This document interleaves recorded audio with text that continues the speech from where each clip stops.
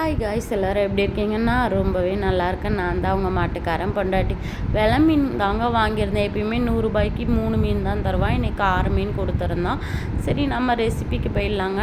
2 தக்காளி, கொஞ்சம் வெங்காயம், பச்சை மிளகாய், ஜீரோவும் மல்லித்தூள், மிளகாத்தூள், அதுக்கப்புறம் ஒரு பச்சை மிளகாய் போட்டுக்கோங்க, ஒரு 4 பல் பூண்டு, மிளகு, வெந்தயம் போட்டுக்கோங்க, ஓமம் போட்டுக்கோங்க, நல்லா அரைச்சிக்கோங்க. அதுக்கப்புறம் தேங்காவை போட்டு திரும்ப அரைச்சிக்கோங்க.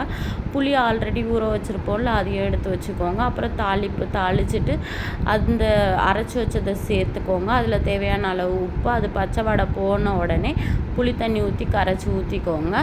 அந்த புளி தண்ணியும் அதுவும் நல்லா கொதித்த பிறகு நீங்கள் என்ன பண்ணணும், மீன் எடுத்து போடணும். இது நம்ம வீட்டை சுற்றி 2 நாளாகவே நம்மளை ரொம்ப டார்ச்சலுங்க.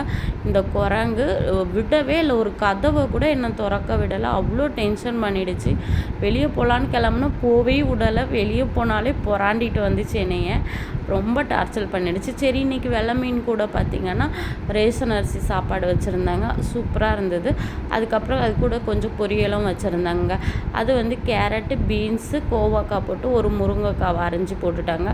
எப்பயும் போல் தாளிச்சிட்டு இந்த காயெல்லாம் எடுத்து போட்டேன். காய் ஆல்ரெடி வேக வச்ச காய் தான், ஆனாலும் நான் திரும்ப அதுக்குள்ளே கரண்ட்டு போயிடுச்சு. நான் வந்து இதில் தான் போட்டிருந்தேன், கரண்ட் அடுப்பில் போட்டு தான் வேக வச்சுட்டு இருந்தேன். கரண்ட் போயிருந்தது, அதனால் ஆஃப் பண்ணிட்டேன்.